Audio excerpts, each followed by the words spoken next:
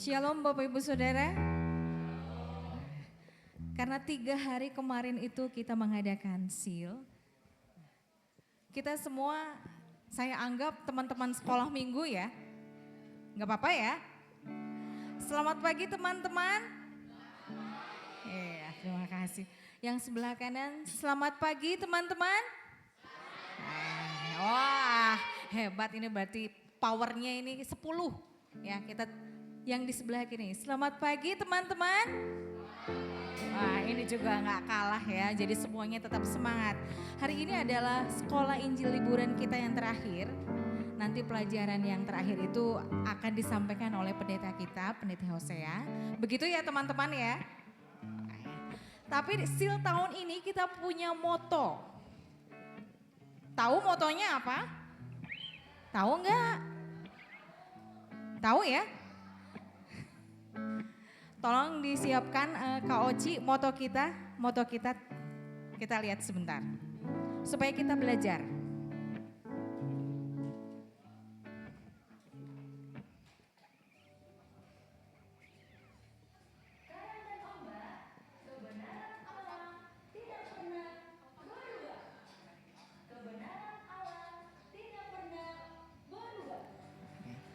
Ya, bisa ya? Kita coba ya. Karang dan ombak, kebenaran Allah tidak pernah berubah. Kurang semangat tapi ya, bisa berdiri? Yuk kita lihat, bacakan moto kita seal tahun ini. Siap? Karang dan ombak, kebenaran Allah tidak pernah berubah. Tolong berubahnya pakai tenaga ya. Tahu kan tenaga, tapi bukan silat ini ya. Berubah ya. Oke, sekali lagi. Karang dan ombak, kebenaran Allah tidak pernah berubah. Oke, silakan teman-teman, silakan duduk kembali. Sebagai ayat yang pertama dari Mazmur 146 ayat yang pertama dan yang kedua. Kita akan siapkan hati dan pikiran kita. Haleluya, pujilah Tuhan, hai jiwaku. Aku hendak memuliakan Tuhan selama aku hidup, dan aku bermazmur bagi Allahku selagi aku ada. Lagu dengan penuh sukacita, kita datang ke hadirat Tuhan dengan penuh hati yang gembira dan penuh sukacita. Mari kita tunjukkan bahwa kita ini sukacita di hadapan Tuhan. Kita bertepuk tangan, teman-teman yang di depan juga. Kita akan berdiri untuk nyanyikan lagu ini.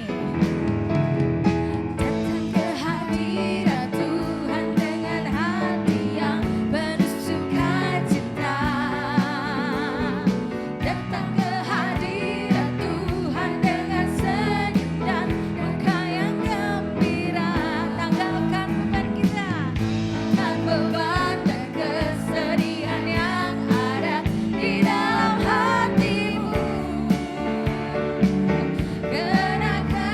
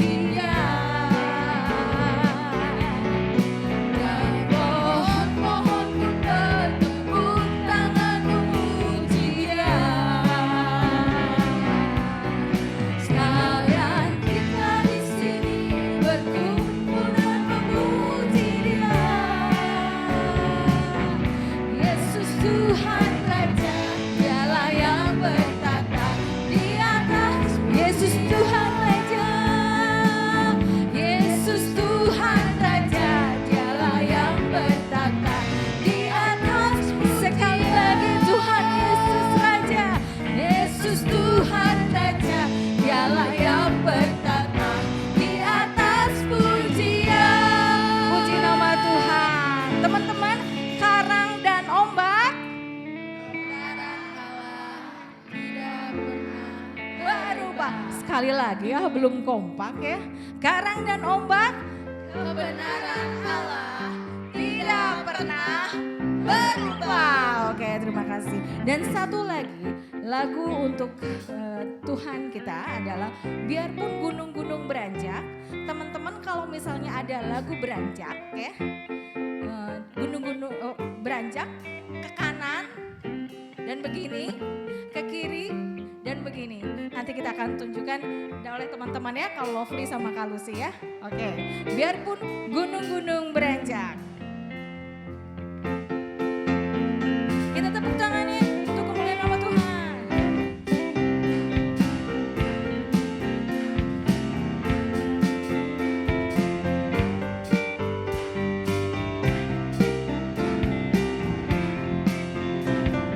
Biarpun gunung-gunung beranjak dan bukit-bukit pun bergoyang, tapi kasih setiamu tak akan beranjak.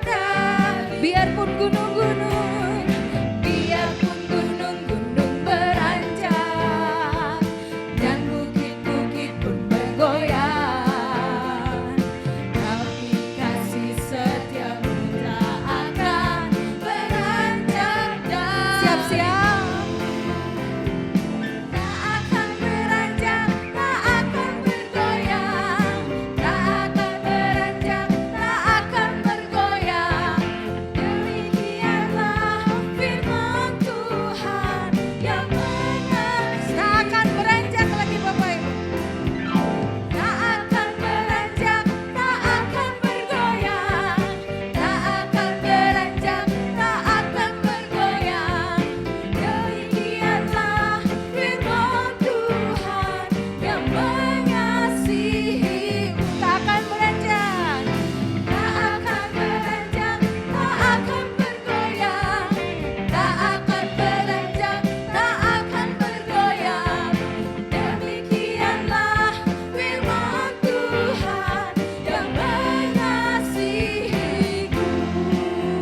Tepuk tangan untuk kemuliaan nama Tuhan. Gak lupakan motonya, karang dan ombak, kebenaran Allah tidak pernah berubah. Oke, silakan duduk kembali. Kita akan minta pimpinan Tuhan untuk kebaktian kita hari ini. Kita akan berdoa. Bapa di dalam surga, kami mengucap syukur Tuhan atas kasih setia Tuhan bagi kami. Kami ingin memberikan yang terbaik untuk Engkau. Tolong Tuhan, biarlah Engkau juga yang akan sertai kebaktian kami pada hari ini dari awal, pertengahan hingga akhirnya. Biarlah Tuhan, apa yang kami persembahkan bisa berkenan di hadapan-Mu. Hanya dalam nama Tuhan Yesus Kristus kami berdoa. Amin. Amin. Masih ada sukacita ya teman-teman? Sukacita ya? Oke. Bahwa Tuhan kita adalah batu karang kita. Kenapa tema Seal tahun ini karang dan ombak? Karang di sini itu siapa teman-teman? Yang disebut karang itu siapa? Teman-teman? Oh ada. Oh ini teman-teman yang belah sini yang ngomong. Padahal Mbak Evi lihatnya di sini ya. Siapa? Karangnya? Siapa? Tuhan Yesus? Benar apa benar? Benar ya, bahwa karang adalah perlindungan kita di dalam Tuhan Yesus. Batu karang perlindungan.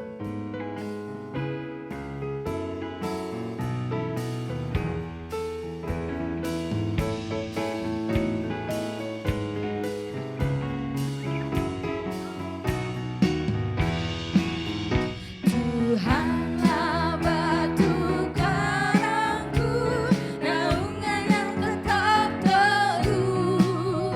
Ku selamat dari siap seteru.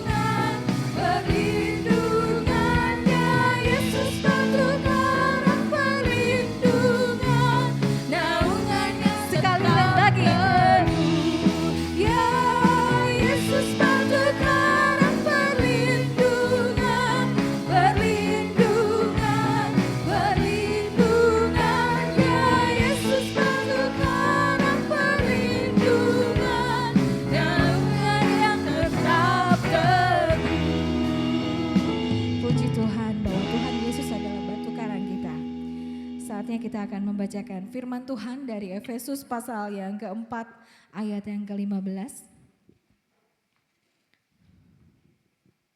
Efesus 4 ayat yang ke-15. Kita akan bacakan bersama-sama. Untuk menghormati firman Tuhan kita bangkit berdiri ya teman-teman ya.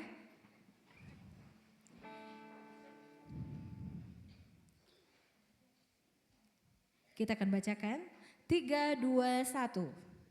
Tetapi dengan teguh berpegang kepada kebenaran di dalam kasih kita, bertumbuh dalam segala hal arah Dia, Kristus yang adalah kepala. Kita akan bacakan sekali lagi, 1, 2, 3. Tetapi dengan teguh berpegang kepada kebenaran di dalam kasih kita, bertumbuh di dalam segala hal ke arah Dia, Kristus yang adalah kepala. Terima kasih teman-teman, dipersilakan untuk duduk kembali teman-teman. Sebelum kita mengangkat doa syafaat yang akan dipimpin oleh Pendeta Hosea, kita akan pujikan Tuhan bahwa penolong yang setia, bahwa Kau lebih tahu yang terbaik bagi.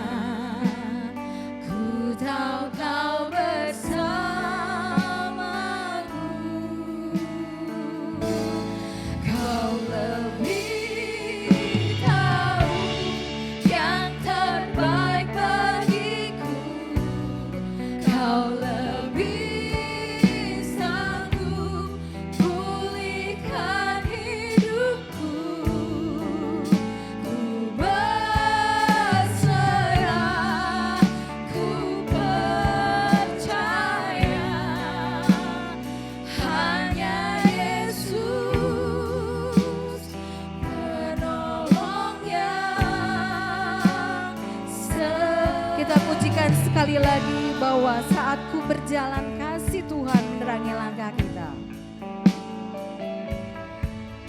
Saat ku berjalan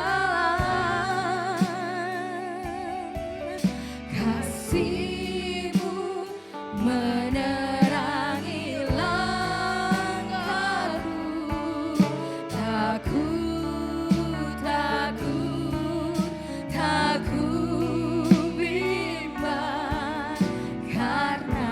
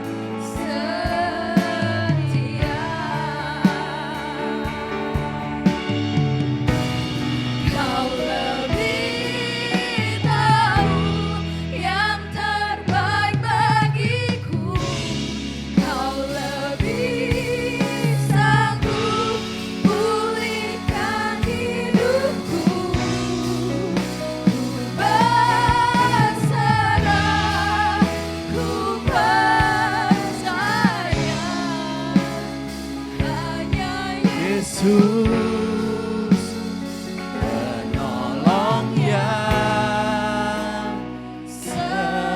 katakan hanya Yesus penolong yang setia.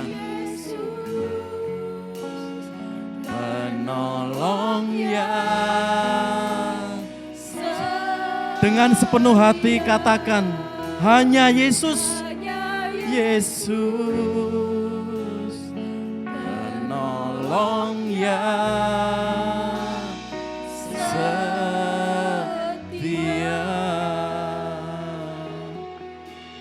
Mari kita menghadap hadirat-Nya. Kita merendahkan hati kita. Hanya Allah yang sanggup menolong kita. Hanya Yesus yang tahu setiap kebutuhan kita. Mari saudara yang dikasih Tuhan. Kita datang kepadanya dengan segala kerendahan hati. Ia tahu apa yang kita pikirkan. Ia tahu apa yang kita butuhkan. Dan Ia tahu segala yang akan kita mohonkan. Karena itu mari kita bersihkan hati pikiran kita. Sehingga kuasa Tuhan, hadirat Tuhan kita rasakan. Dan kita betul-betul menikmati kasih-Nya. Sehingga kuasa Tuhan bekerja dalam hidup kami. Kami bersyukur Tuhan.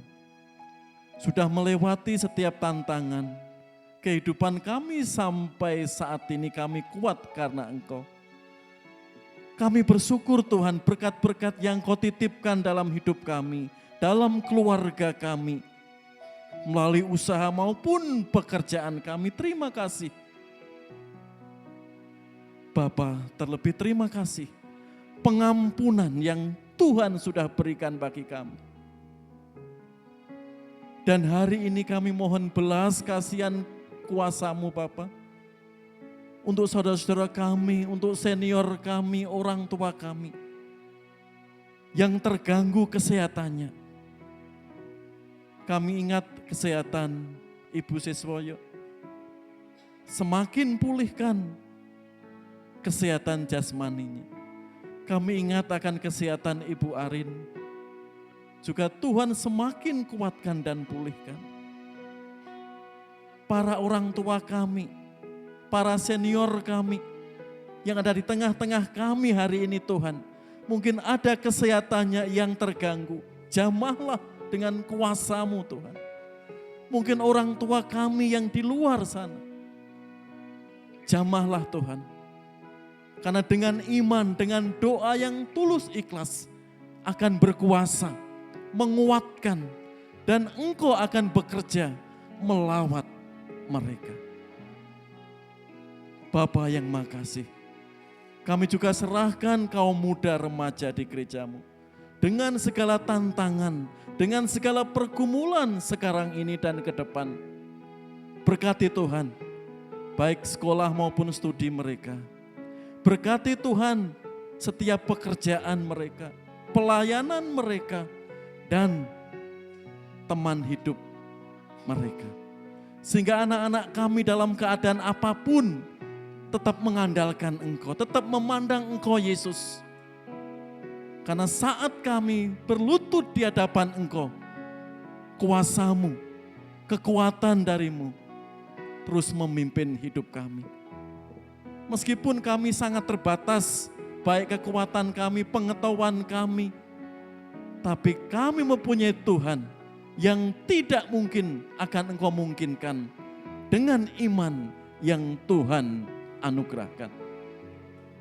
Kami juga bersyukur Tuhan, guru-guru sekolah minggu yang membimbing sekolah Injil liburan dari Jumat, Sabtu sampai Minggu. Dan ibu-ibu yang terus juga menyediakan konsumsi. Terima kasih. Segala perkara yang Tuhan berikan bagi kami. Sehingga anak-anak kami semakin mengenal kebenaran firman-Mu. Membuat hidup kami, iman kami semakin bertumbuh.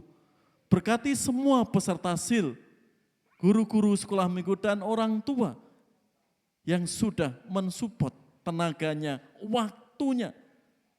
Sehingga Sil boleh berjalan sampai hari ini. Bapa, kami juga menyerahkan kehidupan gabungan gereja baptis, yayasan baptis, terkhusus persekutuan pemuda remaja nasional akhir Juni ini. Berkatilah Tuhan dengan segala hal yang sudah dan sedang dipersiapkan. Berkati para pembicara, semua peserta, dan dana yang dibutuhkan. Sehingga menguatkan remaja pemuda nasional baptis dan semakin bertumbuh iman mereka. Berkati Tuhan segala yang sudah dipersiapkan, terkhusus kaum muda remaja di gerejamu ini. 20 remaja pemuda yang siap untuk ikut persekutuan nasional. Mereka diberkati dalam kuasa Yesus Kristus. Kami juga serahkan bangsa dan negara, Kota Bandung dan Kota Cimahi. Berkati para pemimpin-pemimpin kami. Apapun yang sedang terjadi Tuhan di negara kami, di kota kami, di provinsi kami tetap mendoakan yang terbaik. Sehingga kuasa Tuhan bekerja dan nama Yesus dimuliakan di mana kami berada. Inilah Tuhan, rasa syukur kami, doa kami di dalam Putramu Yesus Kristus. Semuanya ini kami persembahkan. Amin. Terima kasih Bapak Pendeta yang sudah menyampaikan doa syafaat. Masih sukacita ya teman-teman ya? Masih? Oke, silakan bangkit berdiri. Kita akan sebutkan moto kita Sil tahun ini. Karang dan ombak, kebenaran Allah tidak pernah berubah. Wah, yang di depan pada semangat ya. Tetap semangat bahwa Tuhan Allah adalah batu karang yang kuat dan Tuhan Allah kuatku.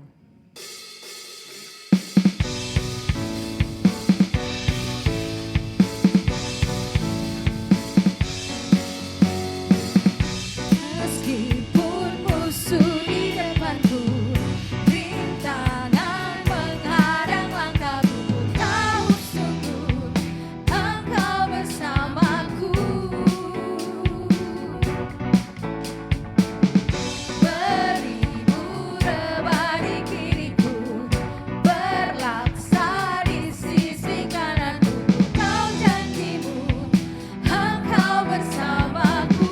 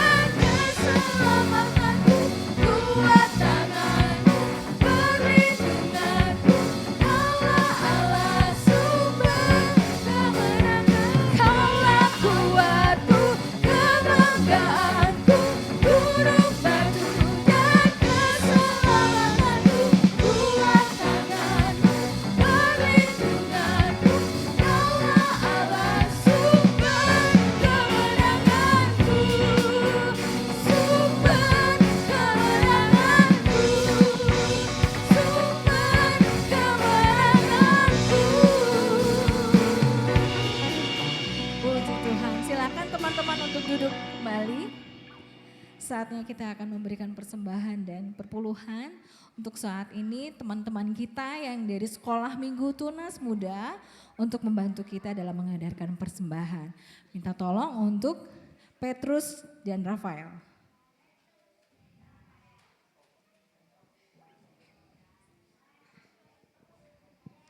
Kak Lovely untuk bisa pimpin kita dalam doa.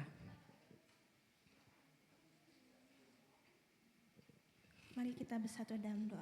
Allah Bapa yang baik, terima kasih atas keterlibatanmu dalam ibadah kami pada hari ini. Kami bahagia karena hari ini kami dapat bertemu dengan sesama kami, saudara seiman kami. Sekarang kami ingin memberikan persembahan, berkati tangan yang akan memberikan, supaya menjadi berkat bagimu dan gereja kami. Terima kasih Tuhan Yesus, dalam namamu kami sudah berdoa dan mengucap syukur. Amin.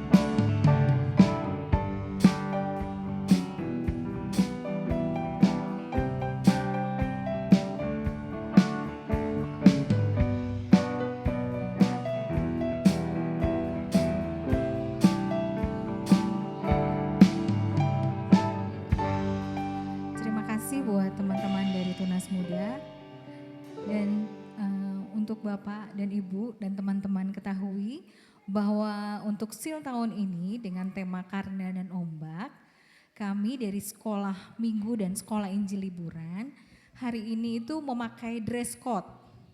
Dress code-nya itu ala-ala pantai gitu ya. Ya, seperti yang saya pakai ya, dan teman-teman yang di depan saya pakai. Ada yang pakai kacamata, ada pakai baju yang ada kelapa-kelapanya ya.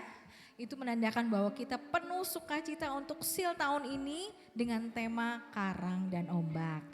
Dan untuk teman-teman kita yang dari Indria Pratama dan yang ada yang di depan ini ya, untuk nanti pelajaran yang terakhir yang akan disampaikan oleh Pendeta Hosea, itu bisa duduk tenang dan bisa mendengarkan firman Tuhan ya. Bisa? Bisa ya? Oke. Dan saat ini kita akan mau mendengarkan persembahan pujian dari Sekolah Injil Liburan tahun 2025. Teman-teman dipersilakan untuk tampil.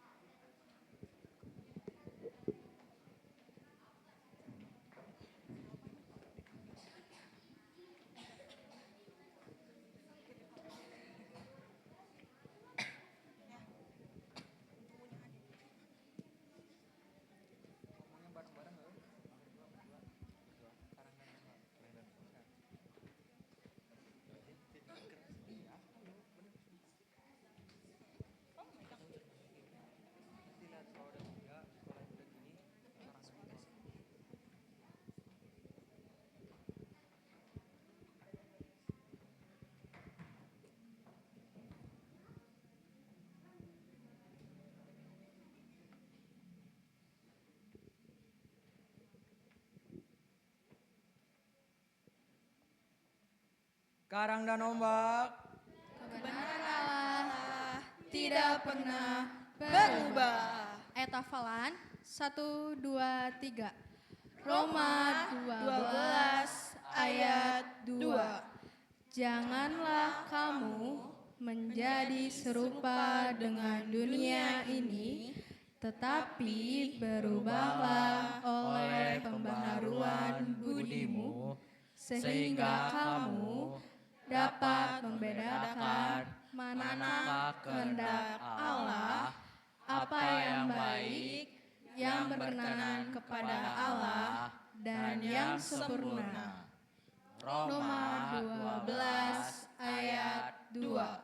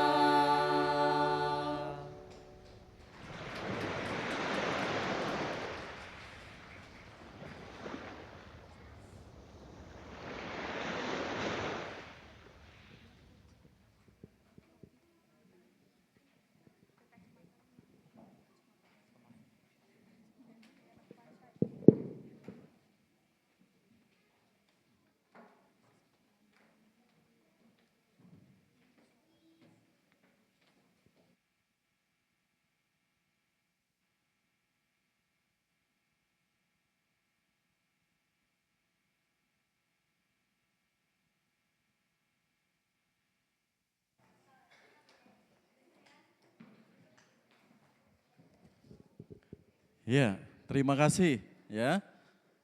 Semua peserta sil. Supaya lagu tadi mengakar, karang dan ombak tadi, karena jemaat belum menyanyikan. Betul peserta sil? Iya ya, karang dan ombak. Ya, saya mengundang Mbak Evi dampingi saya, Mbak Priska ke depan. Kita ajak semua jemaat nyanyi karang dan ombak. Silakan ya, disiapkan ya dengan gerakannya ya.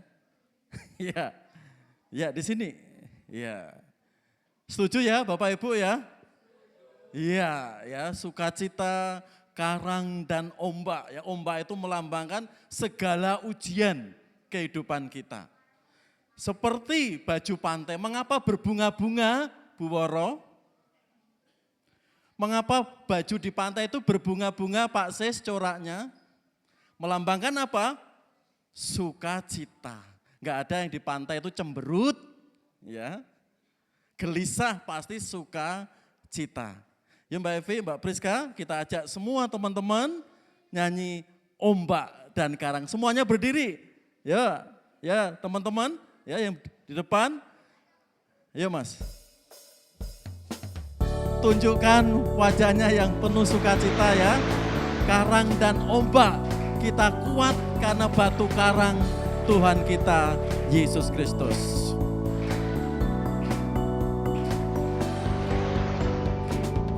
Pagang dahsyat menerpa udara, tapi karang tetap teguh, kuat dan tak runtuh dalam kesulitan dan tantangan, karena kasih Tuhan dan aku dikuatkan padamu, dasar pengharapanku. Ku bersandar hanya dalam nama-Mu, Tuhan Yesus batu karangku, firman-Mu itu kebenaranku. Walau dunia menerjangku, aku tak goyah, Dia besertaku. Tuhan Yesus juru selamatku, disalibkan dan mati bagiku.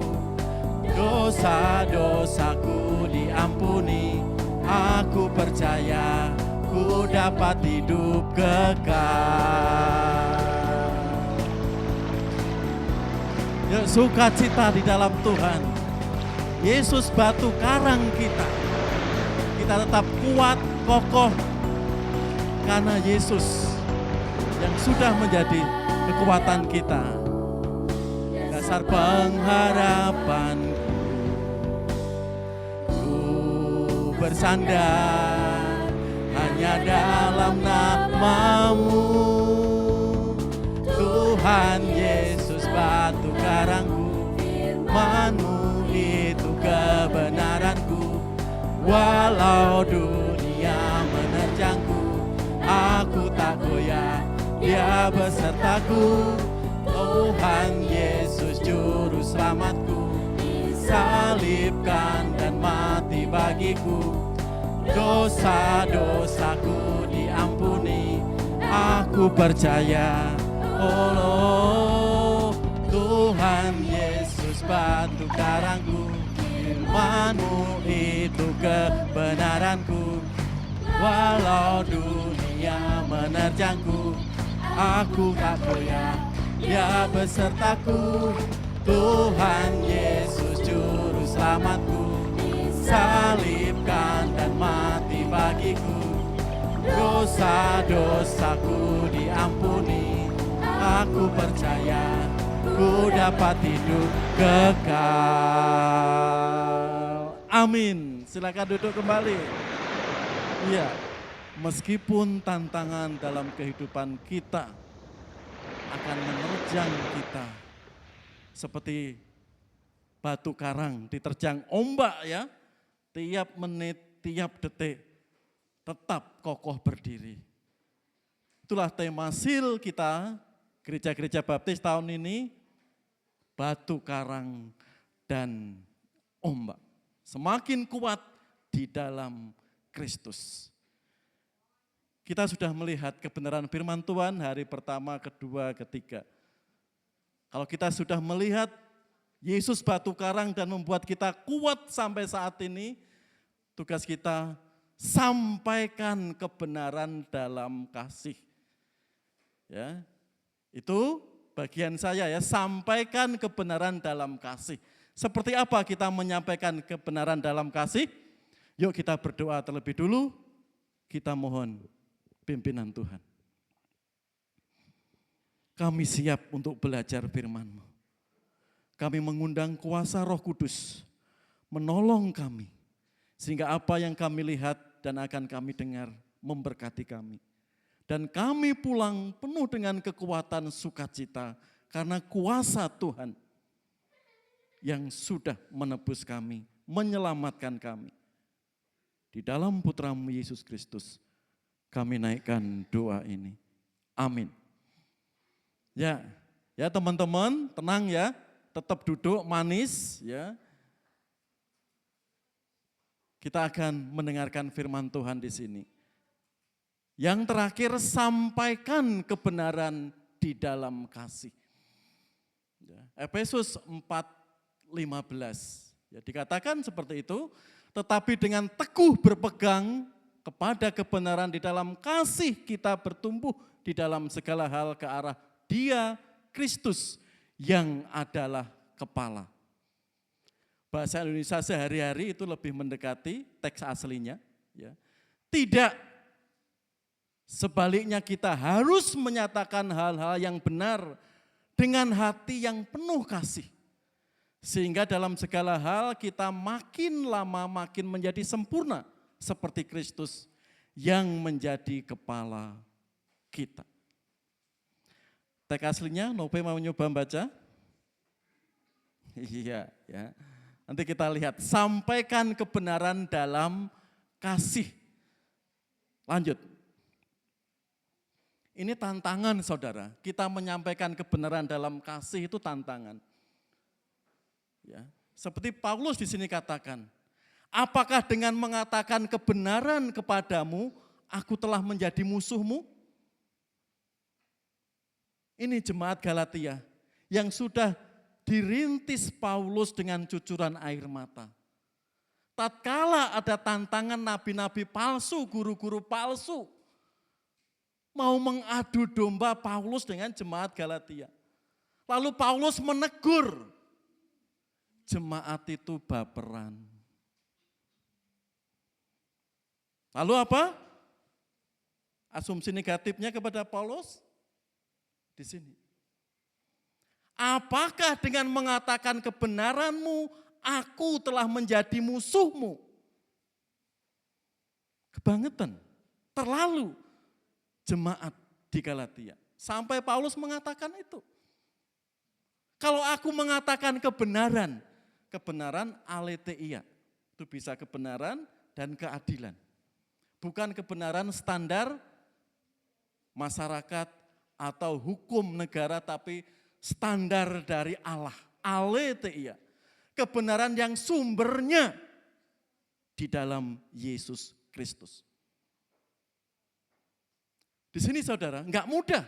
Paulus sendiri menghadapi tantangan itu. Tatkala menyampaikan kebenaran, orang-orang Galatia lalu sewot.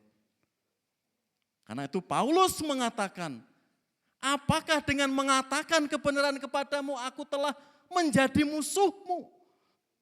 Paulus menelanjangi dosa-dosa jemaat Galatia yang sudah terprovokasi guru-guru palsu.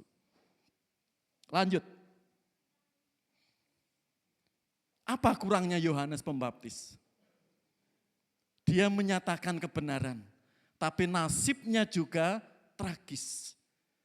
Dikatakan di situ, Sebab memang Herodes telah menyuruh menangkap Yohanes, membelenggunya dan memenjarakannya, berhubung dengan peristiwa Herodias, istri Filipus saudaranya. Karena Yohanes pernah menegurnya, katanya, ini teguran Yohanes Pembaptis, tidak halal engkau mengambil Herodias. Herodes ingin membunuhnya, tetapi ia takut akan orang banyak yang memandang Yohanes sebagai nabi. Endingnya apa? Mencari waktu dan kesempatan yang bagus bagaimana bisa membunuh Yohanes Pembaptis. Disitulah kepala Yohanes Pembaptis dipenggal oleh anak buah Raja Herodes. Dia menegur Raja Herodes, kamu enggak baik bersikap itu, mengambil istri adik iparmu sendiri. Di situ membuat Herodes panas hatinya. Bahkan tidak Herodes, juga keluarganya.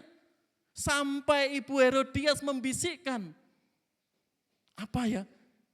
Ini raja sudah menawarkan, saya sudah menari yang terbaik. Sehingga jamuan raja-raja itu senang. Dan Raja Herodes menawarkan apa? Kamu minta apa saja, akan aku berikan.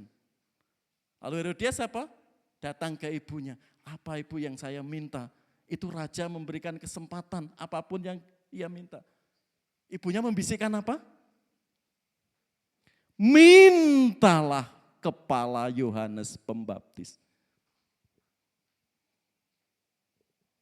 Ingat, bisikan seorang ibu ya mengibatkan fatal. Yohanes Pembaptis kepalanya dipenggal. Di sini saudara dikasih Tuhan, menyampaikan kebenaran gak mudah. Paulus dituduh, kalau aku mengatakan hal yang benar, akankah kamu menjadi musuhku? Sehingga kamu sewot, sehingga kamu kecewa. Apakah salah saya menelanjangi dosa-dosamu? Atau seperti Yohanes? Mari saudara, bagaimana firman Tuhan mengajarkan seperti tema seal, khususnya hari ketika sampaikan kebenaran dalam kasih. Mari kita lihat. Mengapa banyak orang gak mau menceritakan kebenaran dalam kasih? Dari mana Pak dimulai? Untuk apa Pak?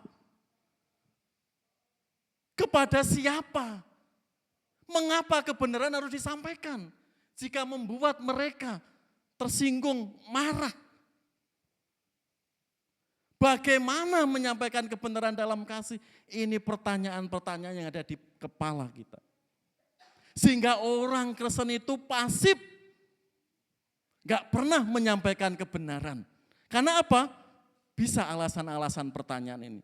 Dimulai dari mana? Bagaimana? Untuk apa? Saya sendiri masih numpuk masalah saya. Saya tidak ingin itu yang menyampaikan kebenaran, malah dianiaya. Malah dicemooh. Dari mana Pak dimulainya? Bagaimana caranya? Ini saudara pertanyaan-pertanyaan yang ada di kepala kita. Sehingga kebenaran yang Tuhan sudah nyatakan dalam hidup kita, itu diberikan dengan kasih. Mari kita lihat bagaimana menyampaikan kebenaran dalam kasih. Yang pertama, memiliki motivasi yang benar.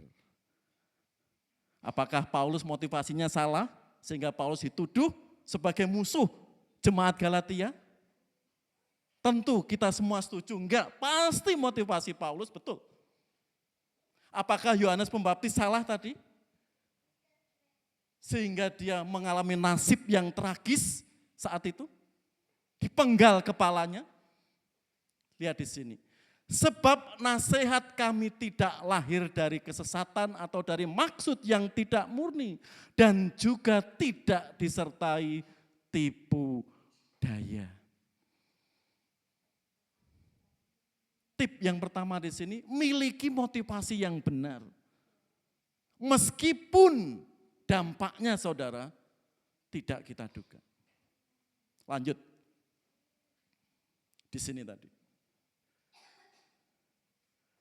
Ya, seperti Paulus tadi dimusuhi jemaat gereja Galatia tadi. Saat Paulus menegur, saat Yohanes Pembaptis menegur Herodes, pasti motivasinya Paulus, Yohanes Pembaptis sudah betul.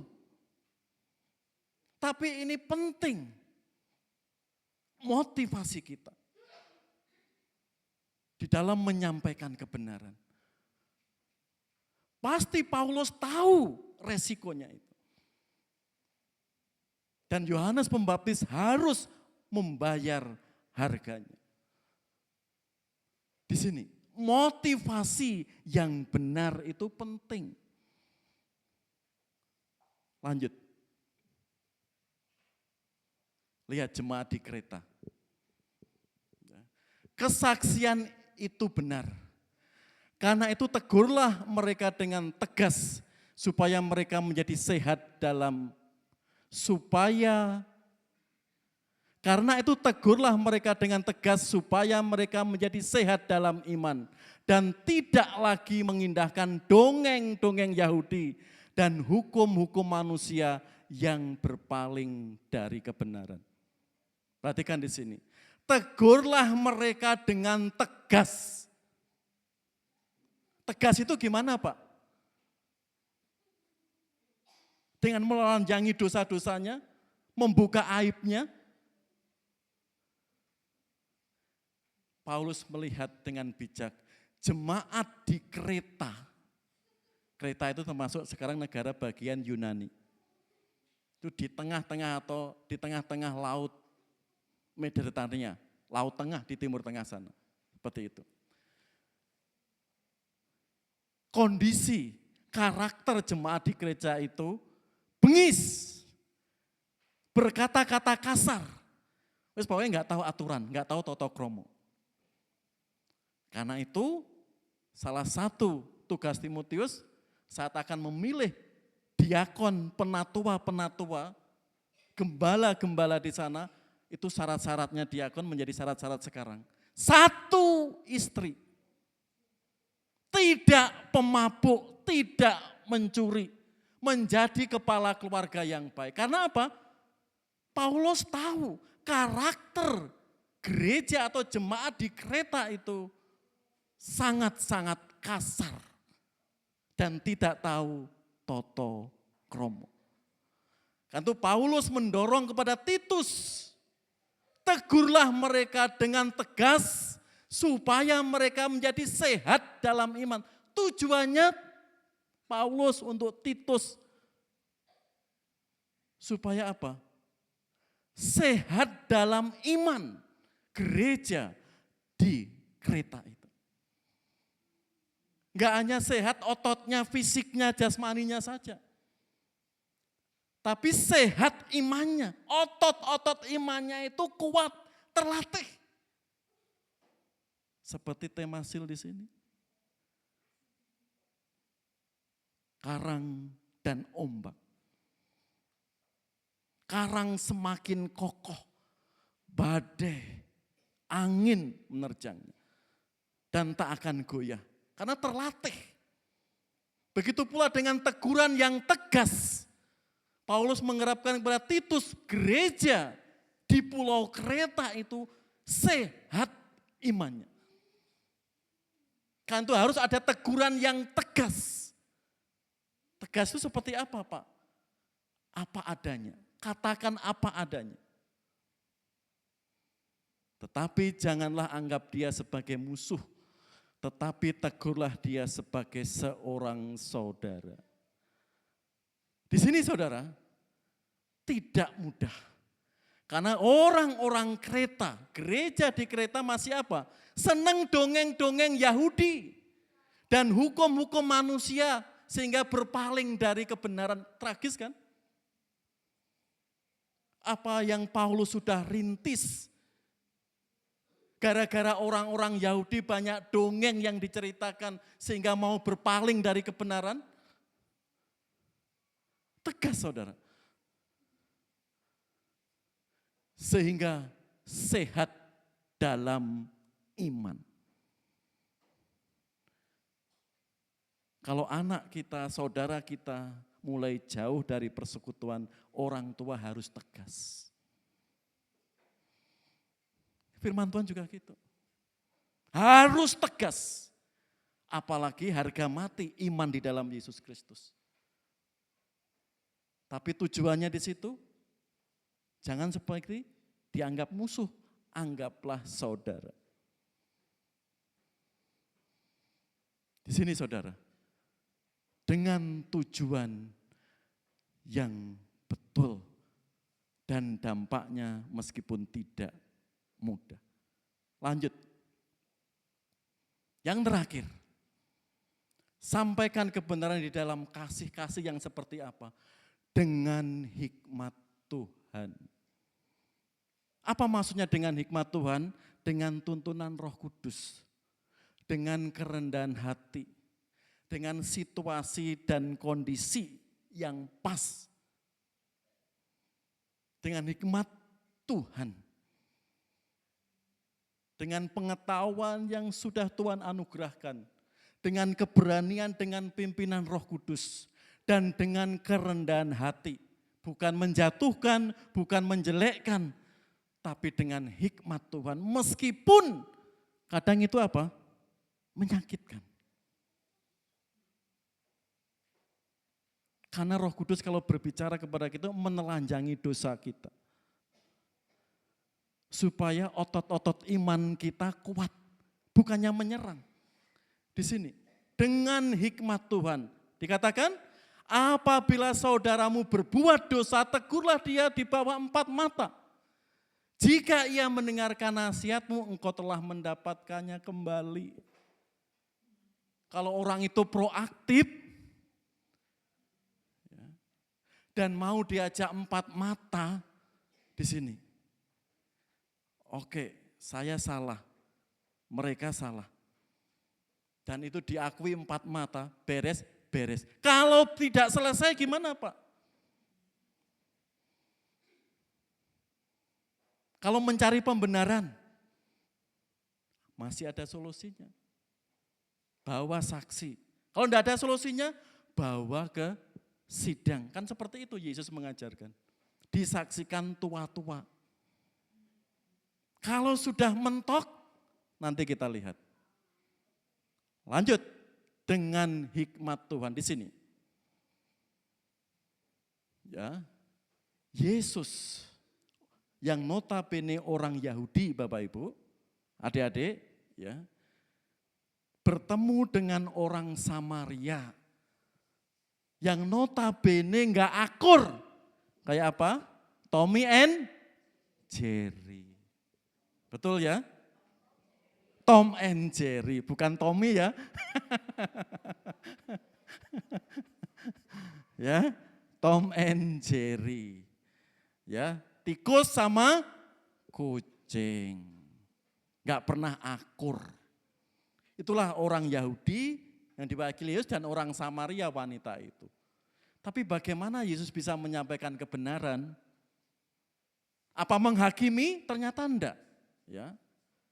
Kata perempuan Samaria itu kepadanya, masakan engkau seorang Yahudi minta minum kepadaku seorang Samaria? 700 tahun sebelum Masehi. Sampai awal Masehi kurang lebih 800 tahun. Orang Yahudi dan orang Samaria itu enggak akur. Orang Yahudi menghakimi ras orang Samaria. Tauratnya, tempat penyembahannya sudah beda. Enggak murni orang Jawa, enggak murni orang Batak. Kayak Angel sama Juan itulah, sudah campuran. Ya, tahu ya. Kalau Lucy itu asli Batak. Gerin asli Batak. Karena si Manjuntak sama si Hombing. Tapi kalau Juan orang Jawa sama orang Batak. Enggak murni orang Jawa. Karena itu orang Yahudi enggak mau saudara. Tapi Yesus menegur dengan kasih supaya terjadi dialog. Yesus minta, Yesus bertanya. Sampai wanita itu masakan ke orang Yahudi, sampai wanita Samaria itu ngumun, kagum. Murid-muridnya sendiri geleng-geleng. Apalagi ini di siang bolong. Yesus berdialog dengan wanita. Berdua. Pikirannya sudah apa? Negatif. Bertemu aja enggak boleh kok ngobrol. Betul? Pikirannya sudah negatif. Tapi terjadi dialog sehingga wanita Samaria mengenal Injil. Itu menyampaikan kebenaran dengan hikmat.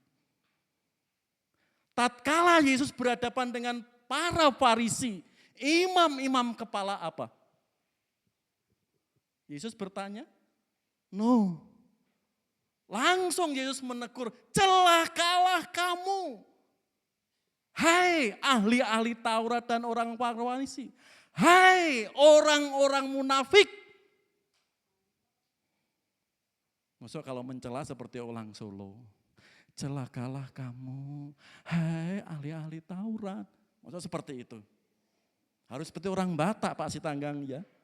Harus lantang, celakalah kamu.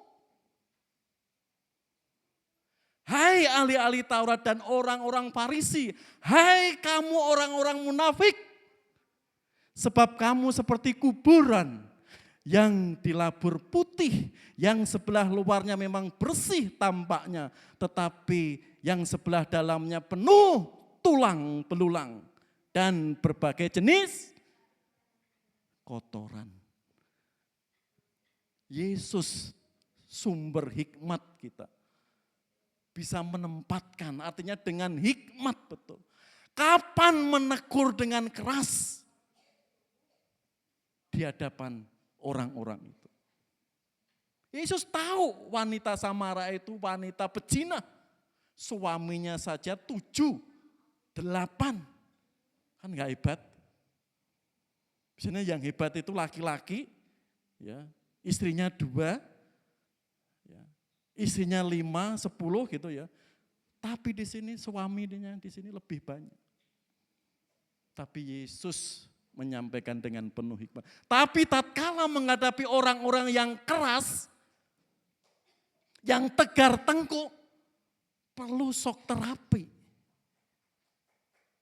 Kamu orang munafik, celakalah. Lihat, di Matius pasal 23 itu. Celaan-celaan kepada ahli-ahli Taurat Farisi. Karena memang susah. Kalau Anda nanti ketemu saksi Yehova saudara, kalau sambut Anda dengan manis, hati-hati. Nanti semakin Anda tergait. Ya. Harus dihadapi dengan tegas. Karena jelas yang diajarkan enggak betul. Kalau Anda sambut, wah senang. Kan harus perhatian, lihat-lihat dulu perhatiannya. Yesus sangat berhikmat. Mana yang perlu ditegaskan, mana yang perlu Yesus cela. Inilah ajaran Yesus menyampaikan kebenaran dengan kasih.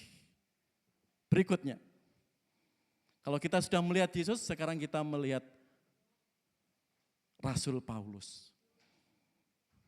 Hei teman-teman, Indria sampai pemuda, Alkitab Perjanjian ada berapa jumlahnya? Joy?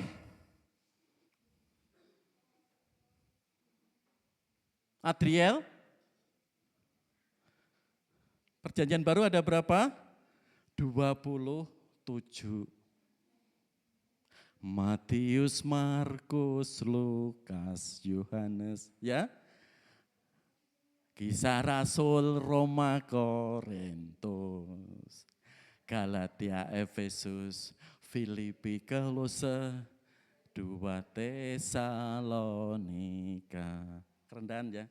1 dan 2 Timotius, Titus, Filemon, Ibrani, Yakobus, Petrus, 3 Yohanes, Yudas dan akhirnya Wahyu. Orang Kristen harus tahu loh ya. Kitab Perjanjian Baru itu ada berapa? 27. Perjanjian Lama 39. Jadi Kejadian sampai Wahyu itu jumlahnya 66. Harus tahu orang Kristen. Nah, ditanya nama kitabnya enggak apa. Perjanjian Baru ini ada 27. Injil ada 4. Jangan salahnya menyebutkan. Tolong buka Injil Roma. Oh salah. Tolong buka Injil Efesus. Salah itu. Injil itu ya 4 itu Matius, Markus, Lukas, Yohanes. Kalau Kisah Para Rasul memaparkan perkembangan gereja mula-mula. Yang nulis siapa Kisah Para Rasul? Paulus. Siapa? Lukas. Paling enggak itu dasar harus tahu. Ya, inilah gunanya sekolah minggu iman kita bertumbuh. Kita tahu Alkitab kita nama-namanya. Paulus ada 14 surat. Dari Roma sampai Ibrani itu. Nah, mari kita lihat fokus di sini. Ya, surat-surat umum itu ada 7.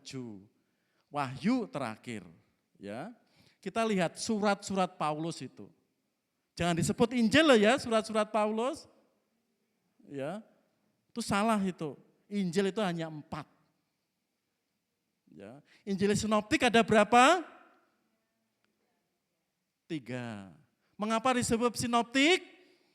Karena menceritakan dari kelahiran, pelayanan, kematian, kebangkitan, kenaikan Yesus ke surga. Mirip yaitu Matius, Markus, Lukas. Itu Injil sinoptik. Persis mirip. Menceritakan Yesus dari lahir sampai Yesus naik ke surga. Harus diketahui itu. Yuk kita lihat di sini. Apa hubungannya dengan hikmat?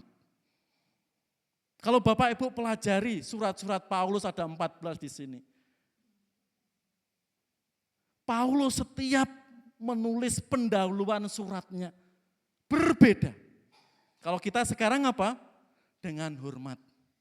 Dalam kasih Yesus Kristus. Kan seperti itu. Orang Kristen, ya, umumnya dengan hormat. Paulus itu berbeda. Dia melihat situasi dan kondisi. Pasti ini Paulus dipimpin dengan hikmat Tuhan. Kepada orang-orang Korintus, Paulus menekankan apa? Saya Rasul Yesus Kristus. Karena jemaatnya keras kepala semua yang dihadapi. Tatkala Paulus menulis dengan jemaat Filipi, saya hamba Kristus. Beda lagi tatkala yang dihadapi surat Filemon.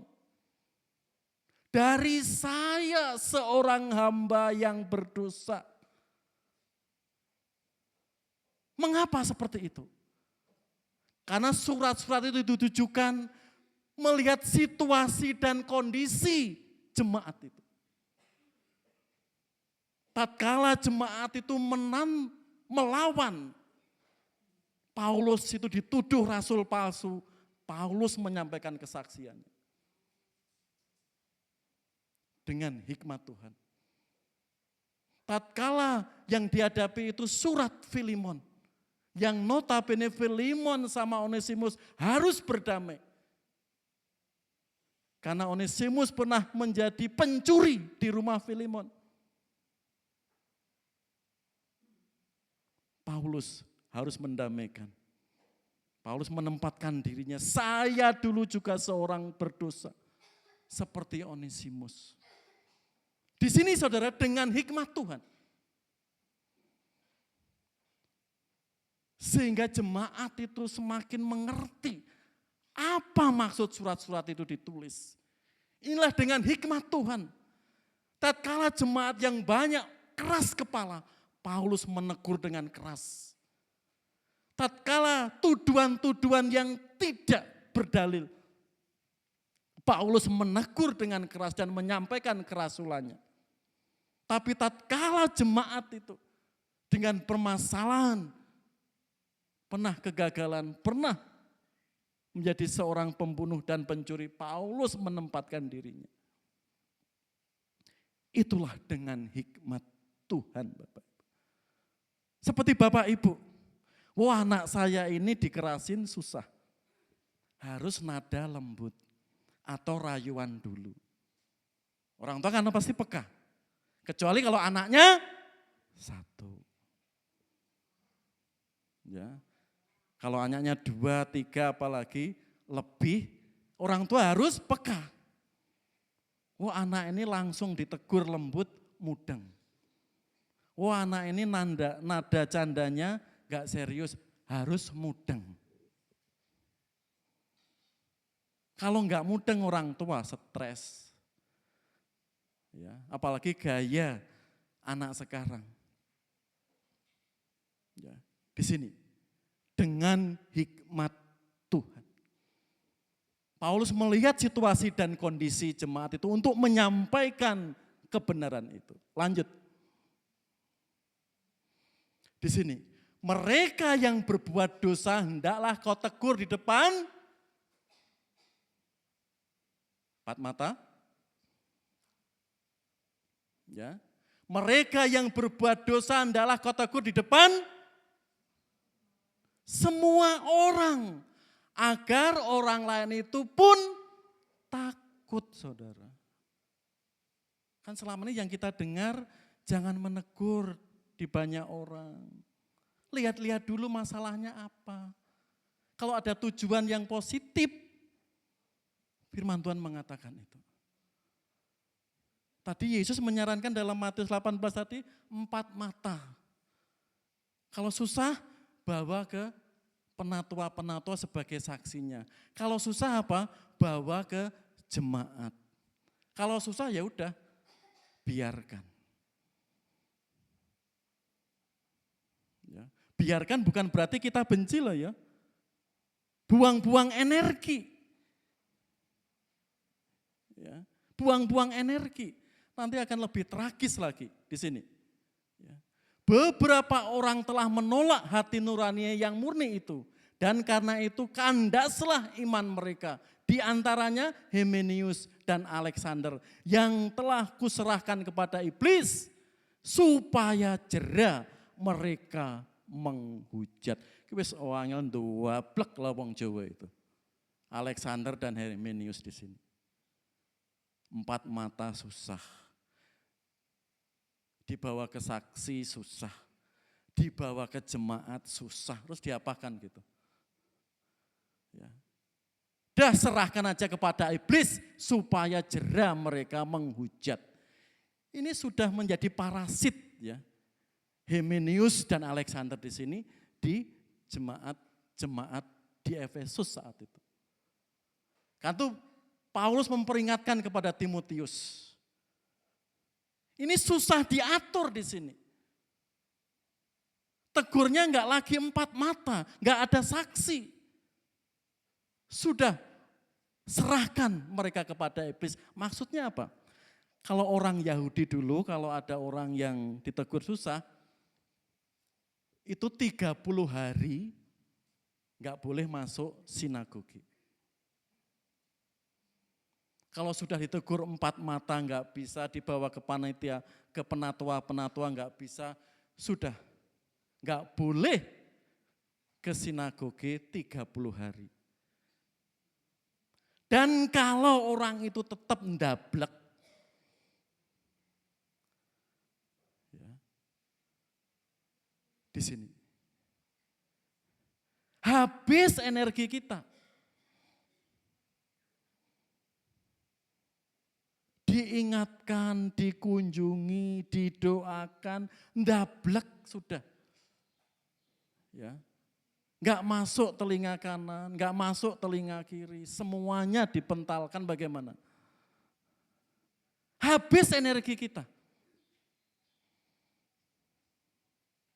Firman Tuhan di sini. Apalagi orang itu menjadi parasit seperti Alexander dan Himenius di sini. Membuat parasit di kelompok itu.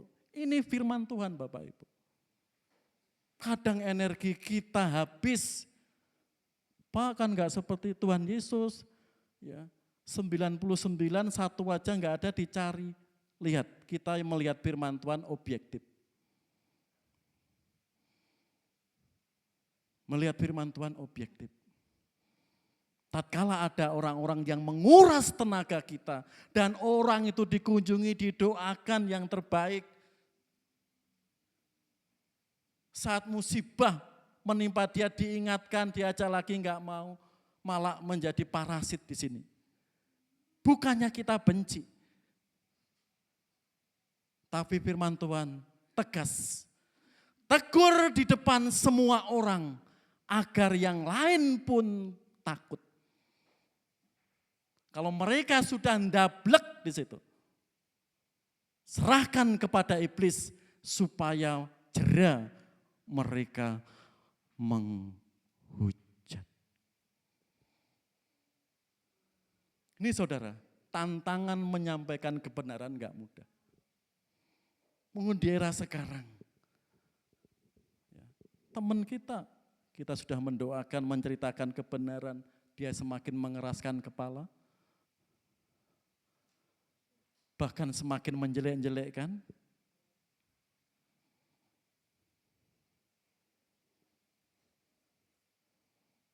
Kita harus bersifat objektif. Bukannya benci, bukannya apa. Energi, tenaga, kita serahkan kepada Tuhan. Dan itu urusan mereka dengan Tuhan. Bahkan tegas di situ, tegur di depan semua orang. Agar yang lain itu pun takut. Ya, juga mengingatkan yang lain.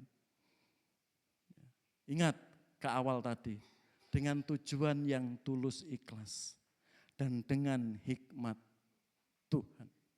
Lanjut. Di sini. Siapa di sini yang enggak punya teman dekat? Teman yang pernah berjasa? Kensi, banyak punya teman dekat. Ya, Kensi ya, iya. Lihat di sini. Paulus menegur Petrus. Ya, lain kali kita kupas di sini. Apa penyebabnya? Lihat di situ. Jika engkau seorang Yahudi, Petrus itu orang Yahudi, hidup secara kafir, dan bukan secara Yahudi, bagaimanakah engkau dapat memaksa saudara-saudara yang tidak bersunat untuk hidup secara Yahudi? Paulus menegur Petrus, kamu itu munafik. Ini latar belakangnya orang-orang Kristen di Antioquia itu perintisan Paulus dan Barnabas. Sudah berkembang orang-orang Kristen di sana. Banyak orang Yahudi dan non-Yahudi bertobat. Tapi tatkala Petrus ke sana, ya, apa yang terjadi? Petrus itu makan, santai, enak, bercanda dengan orang-orang non-Yahudi yang sudah percaya itu. Tapi tatkala ada rombongan Yakobus, orang-orang Kristen dari Yerusalem datang, oh Petrus itu apa? Menjauhi orang-orang Kristen yang dari Antioquia atau non-Yahudi itu. Karena itu Paulus menegur dengan keras, engkau munafik Petrus. Petrus, mana Petrus tadi? Ya, engkau hidup secara kafir dan bukan secara Yahudi. Dampaknya apa sikap Petrus ini? Wow, Barnabas ikut terseret. Sehingga menjauhi orang-orang Kristen yang non-Yahudi. Orang-orang Kristen pun, rombongan Yakobus juga ikut terseret. Karena sikap Petrus di sini. Menyampaikan kebenaran gak mudah saudara. Apalagi teman kita, teman dekat kita yang salah. Kita untuk menegur pun segan. Biar nanti aja. Biar Tuhan sendiri yang mengingatkan. Tapi Petrus memberi teladan.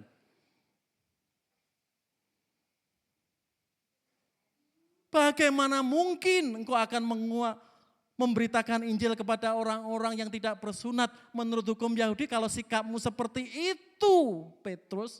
Sampai Barnabas dan orang-orang Kristen dari Yerusalem pun, yaitu rombongan Yakobus di pasal 2 ini, terseret oleh sikap Petrus. Paulus menegur sikap Petrus yang gak bijak itu. Gak mudah saudara menyampaikan kebenaran. Kadang menusuk. Apalagi kalau pikirannya sudah ini ditujukan ke saya, ini ditujukan ke saya. Gak mudah menyampaikan kebenaran. Mungkin dia sedang benci saya, mungkin dia sedang mengoreksi saya. Seperti Paulus tadi. Apakah saya dengan mengatakan kebenaran ini, engkau menjadi musuhku?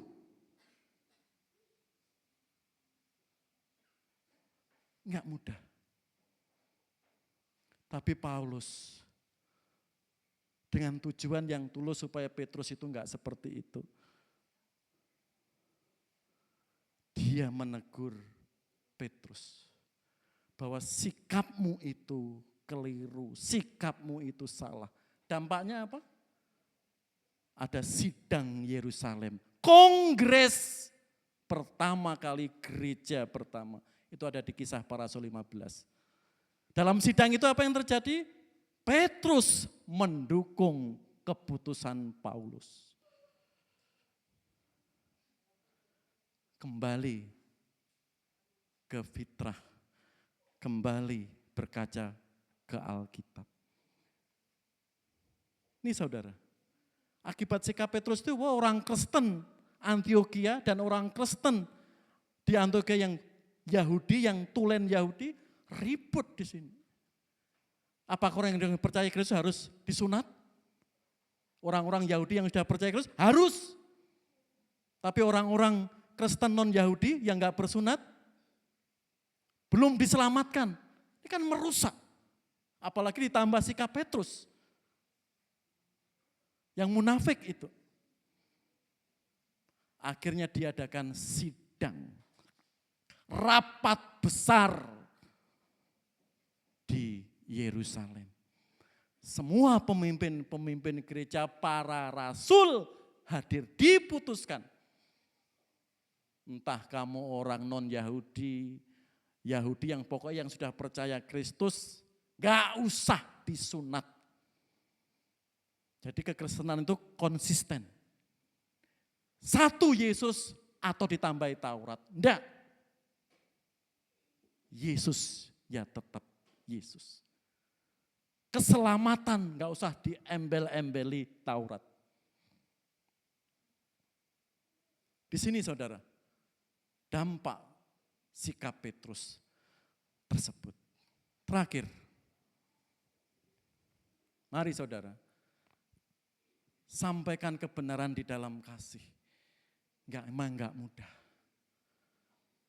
Mari kita minta hikmat Tuhan. Dan tatkala itu yang kita sampaikan menusuk, melukai teman kita, keluarga kita, yaitu resiko. Meskipun kita dengan tujuan yang benar, motivasi yang benar. Tapi kebenaran itu harus disampaikan. Ingat kesaksian Stefanus di Kisah Para Rasul pasal 7. Stefanus bersaksi menyampaikan kebenaran dari kisah Musa. sampai kedatangan Yesus. Apa dampaknya? Wow, Stefanus semakin apa? Dicercah. Orang-orang semakin mengeraskan hatinya, semakin emosi orang-orang Yahudi. Dampaknya apa Stefanus? Dilempari batu.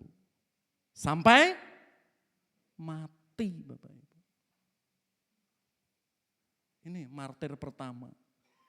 Menyampaikan kebenaran resikonya besar. Ya. Mari kita belajar. Lebih baik teguran yang nyata-nyata daripada kasih yang tersembunyi. Ya. Lebih baik teguran yang nyata-nyata ya, daripada kasih yang tersembunyi. Itu nanti seperti musuh dalam selimut. Ya, di sini sampaikan kebenaran di dalam kasih. Mari kita menyampaikan kebenaran dengan motivasi yang benar. Dengan hikmat Tuhan. Ini kesaksian singkat. Jumat kemarin kan Idul Adha.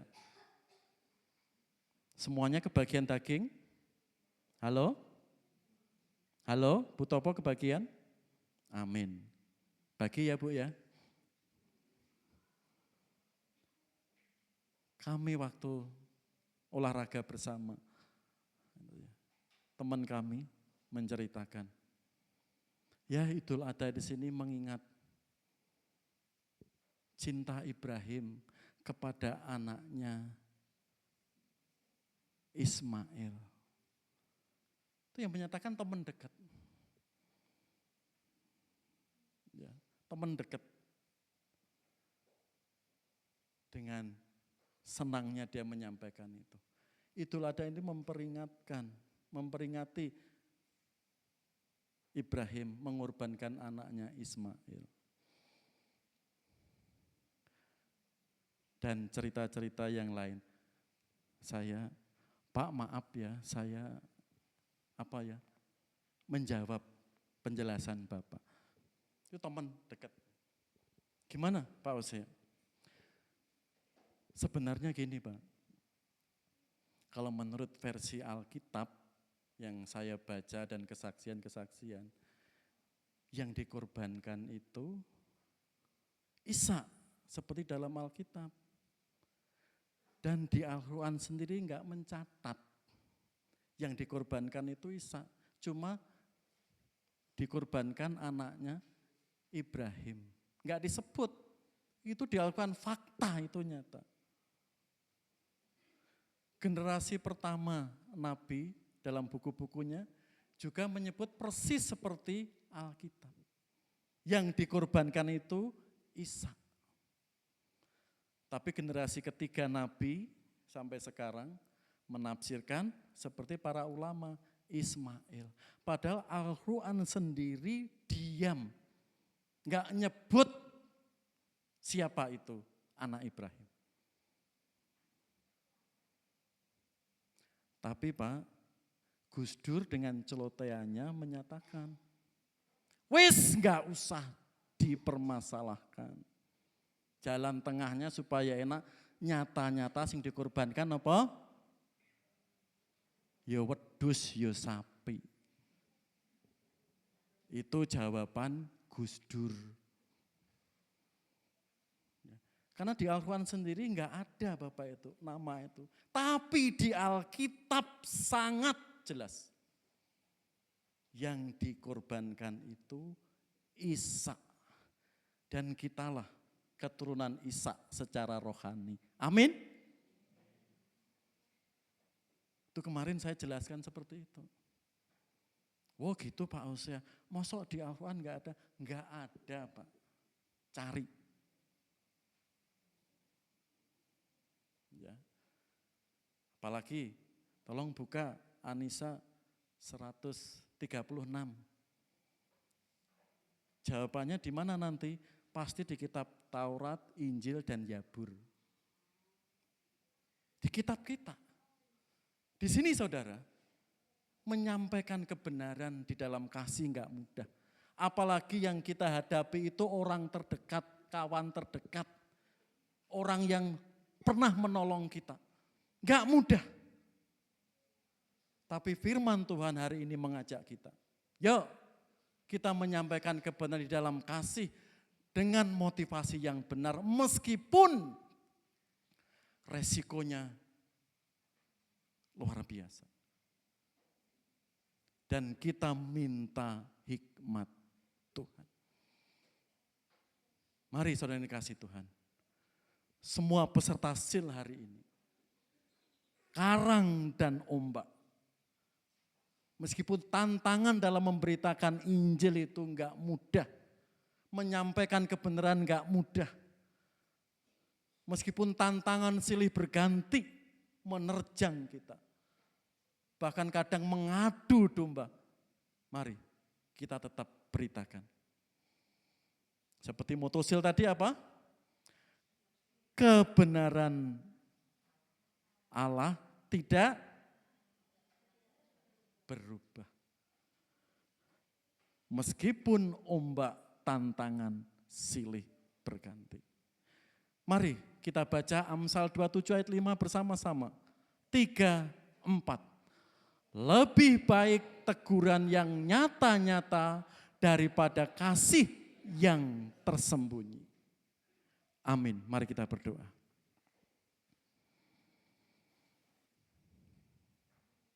Bapa yang Maha Kasih. Terima kasih kebenaran firman-Mu yang boleh kami dengar hari ini. Yang menantang kami, yang menguji kami. Untuk kami terus memberitakan kebenaran bahwa keselamatan hanya di dalam Yesus Kristus. Itu suatu anugerah yang agung. Tolong Tuhan, berikan hikmat bagi kami. Berikan pertolongan bagi kami. Sehingga dengan hikmat-Mu, kami mempunyai motivasi yang benar, motivasi yang tulus. Dan kami bisa membedakan mana kami menyampaikan dengan tegas, dengan lembut. Sehingga orang itu mengenal Engkau. Tolong Tuhan, Kau berikan keberanian umat-Mu, anak-anak-Mu yang sudah Engkau tebus di sini. Mungkin ada selama ini belum pernah menceritakan kebenaran di dalam Yesus Kristus. Paling tidak mereka mau mendoakan jiwa-jiwa yang belum mengenal Engkau.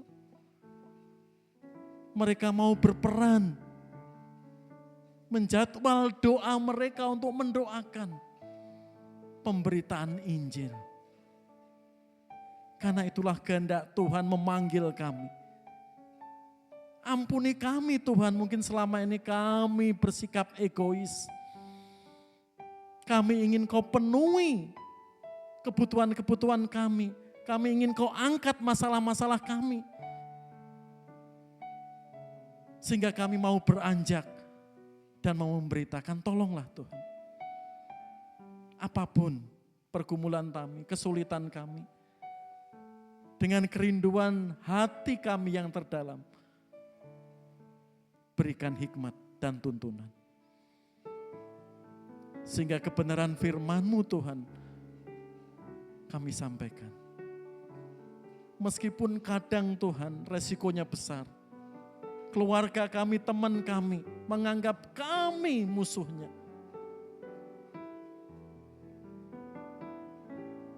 Itu yang harus kami hadapi.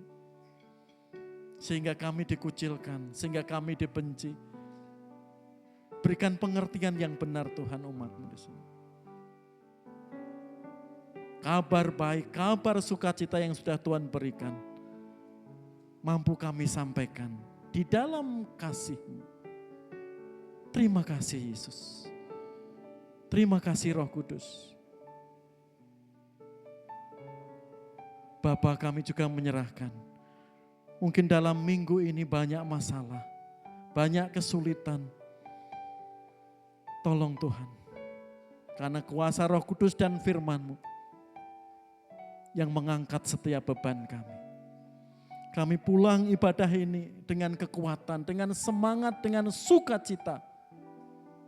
Oleh karena firman.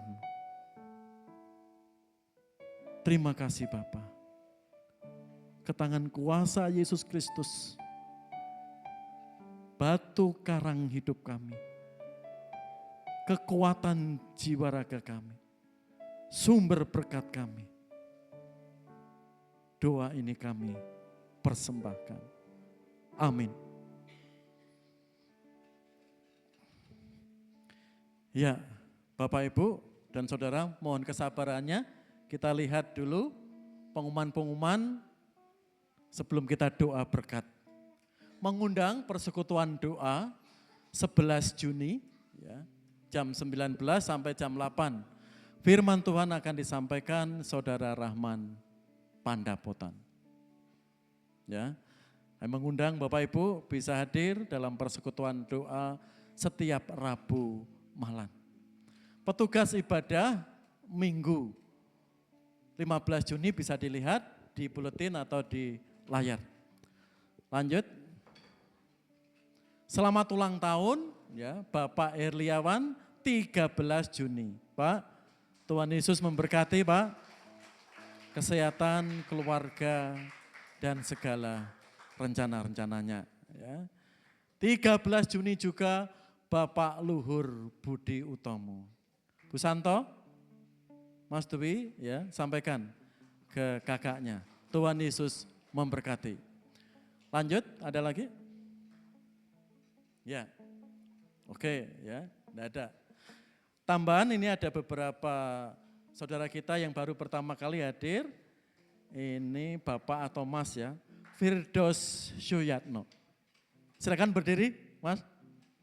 Mas Firdaus, terima kasih. Diperkenalkan Mas, dari mana asalnya, sekarang tinggal di mana. Silakan Mas Firdaus.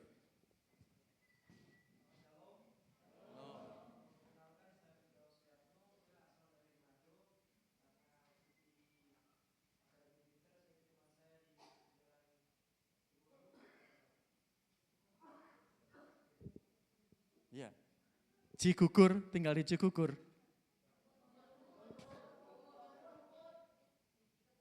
Oh, kebun rumput Brigip ya. Terima kasih Mas Firdaus. Silakan duduk kembali, Tuhan Yesus memberkati. Ya, ya dari Manado ya, terima kasih. Berikutnya Bapak atau Mas di sini ya. Nito. Mana ada lagi? Ya silakan berdiri Mas, perkenalkan. Salam.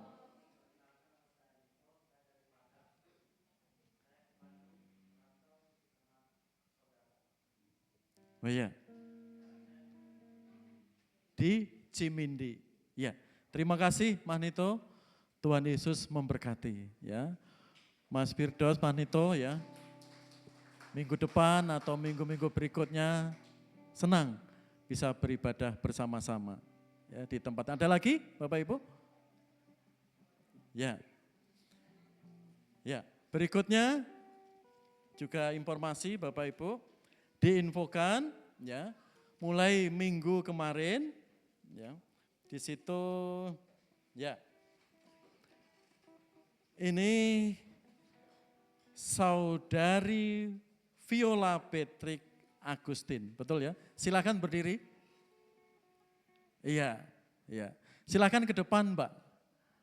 Silakan ke depan. Ya di depan sini aja, biar tahu jemaat. Ya, ya. Jadi Mbak Viola Patrick Agustin, ya silakan. Ya. Biar mendengar suaranya, ya. Ya. Sini Mbak, ya Mbak. Ya Mbak Viola Patrick Agustin, ya. Ini dari GKP Cideres. Mana itu? Ya, ya. Mbak Viola ini sudah beberapa bulan ya, bahkan akhir tahun kemarin ya. Betul Mbak ya? Ya.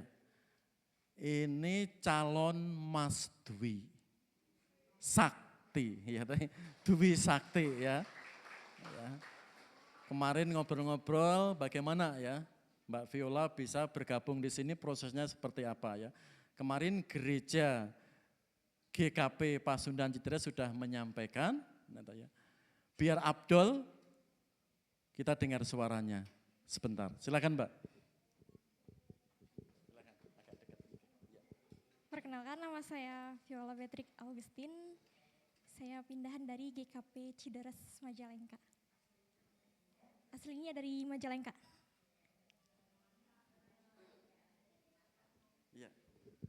Terima kasih Mbak Viola ya. Jadi mulai suratnya ada ya, suratnya ada. Ini belum tak tulis ya. Mulai minggu kemarin ya sudah dicabut keanggotaannya dari GKP Pasundan Cideres Majalengka. Ya. Mulai resmi bergabung di Gereja Baptis Indonesia Cimahi. Ya. Terima kasih Mbak ya. Silahkan duduk kembali. Ya, ya. Jadi ini calon Mas Dwi Saktianto ya, yang rencana ya akhir tahun ini atau awal tahun depan ya, pernikahannya ya. Semoga dipersiapkan ya Mas Dwi ya, dan Mbak Viola lebih mantap untuk persiapan pernikahan, juga rencana ada bimbingan pranikah nanti ya. Juli atau Agustus atau September ya, nanti ada bimbingan seperti itu. Ada lagi yang baru pertama kali hadir? Ya, kalau enggak ada, saya mengundang semua jemaat berdiri, mari kita tutup ibadah ini dengan doa berkat di hadapan Allah Bapa kita. Mari kita berdoa dengan mohon berkat kepadanya. Kepada Allah Tritunggal, Allah yang esa, dalam pribadi Allah Bapa, Allah Anak di dalam Yesus Kristus, dan Allah Roh Kudus. Kami mohon berkat-Mu turun atas kami, menyertai kami, memberi damai sukacita kami.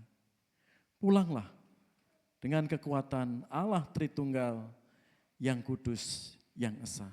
Kita aminkan, Tuhanmu memberkatimu.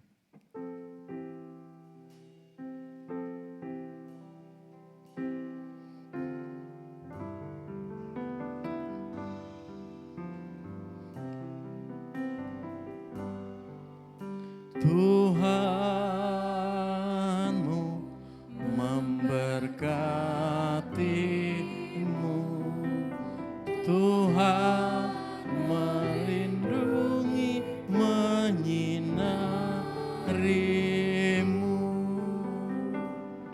memberi kasih karunia, Tuhan melindungimu dengan wajahnya, memberikan si karunia, karunia,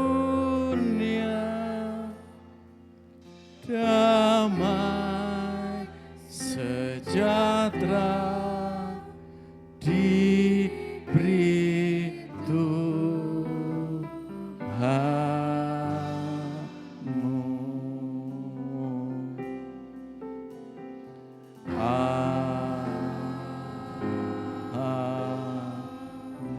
Silakan duduk kembali sebelum kita memberi salam.